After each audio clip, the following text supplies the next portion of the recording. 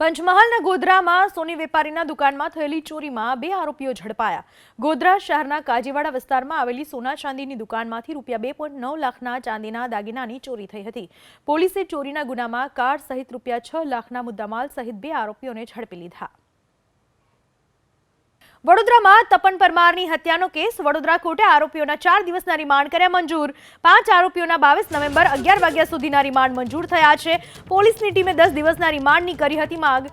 ગુનામાં વપરાયેલ હથિયાર કબજે કરવાનું બાકી હોવાથી માંગ્યા હતા રિમાન્ડ। આજે આ કેસમાં વધુ 2 આરોપીઓની પણ થઈ હતી ધરપકડ। બાબર પઠાણ સહિત 5 આરોપીઓને કોર્ટમાં રજૂ કરાયા હતા। ભાજપના પૂર્વ કોર્પોરેટરના પુત્રની સયાજી હોસ્પિટલમાં કરાઈ હતી હત્યા। ગંભીર બનાવ બન્યો છે એ આરોપીઓને આજે નામદાર કોર્ટ સમક્ષ રજૂ કરવામાં આવેલા હતા। તપાસ કરનાર અધિકારી મારફતે તમામ આરોપીઓના 10 દિવસના રિમાન્ડની માંગણી કરવામાં આવેલી હતી।